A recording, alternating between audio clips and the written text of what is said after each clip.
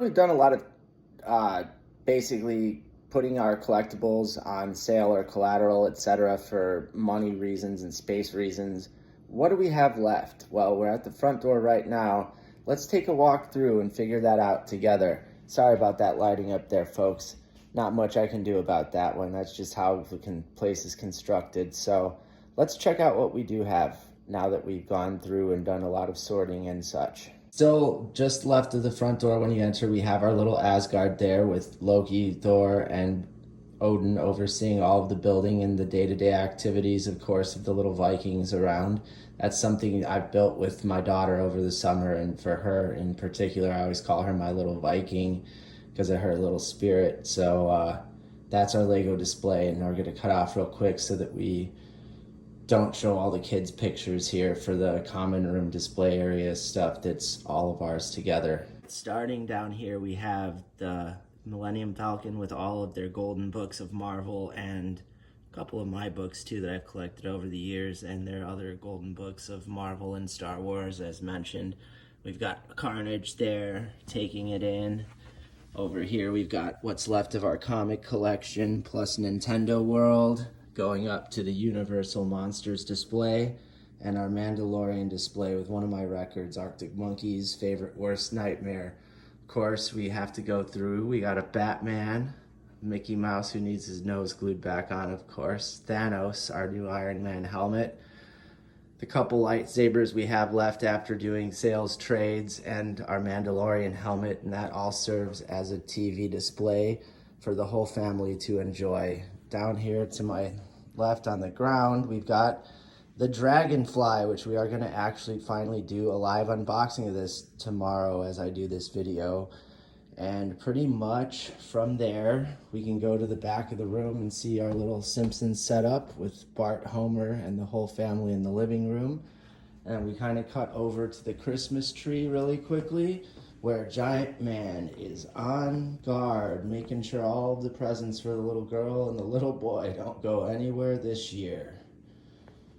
We can keep walking through Greedo's Gold Mine, and we find the actual display room and area. And so on the temple display from Extreme Sets, we've got the Street Sharks set up ready to go for play whenever they're around.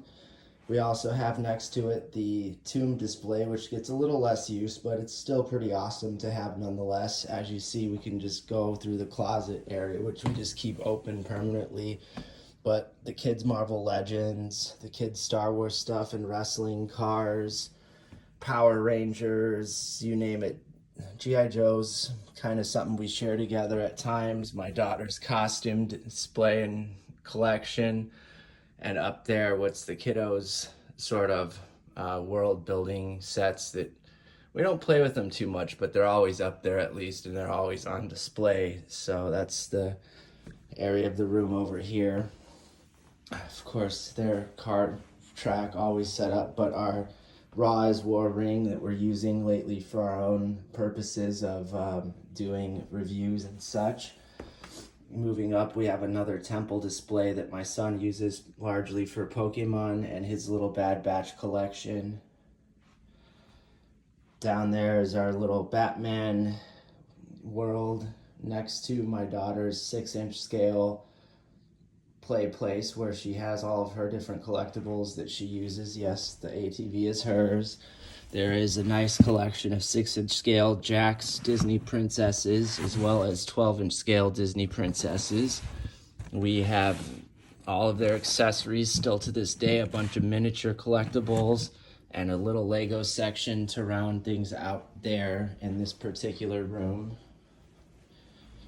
And then finally, we have the escape pod, which, as we've mentioned in a previous episode, is actually a bathroom converted. We don't use it as a bathroom, but it serves really well acoustically, and it's got great lighting and the last space I have for doing this. So as you see, on the top of that shelf is all of our Marvel Legends. Then we've got our WWE sections going through.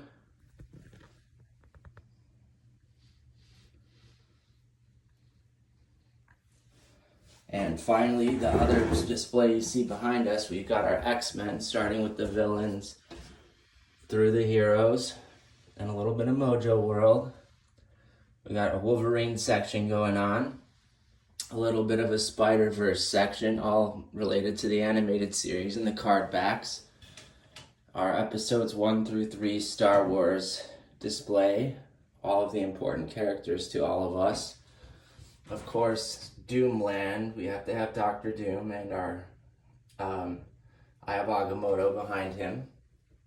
Our Star Wars Cantina display. Our Greedo's Gold Mine mascots, so to speak. And then the extended universe Star Wars with a little bit of other Lucasfilm, Indiana Jones type things in there. Aliens from Cosmic Legions. Our Cobra Law display with our hats. Slave One.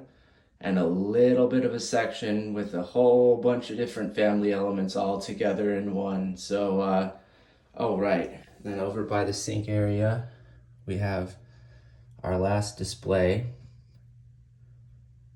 A couple little just random notes that we have there with all of those guys. And our comics on the walls, plus another record, Siamese Dream. Sorry about that camera glare, can't really help it on that one.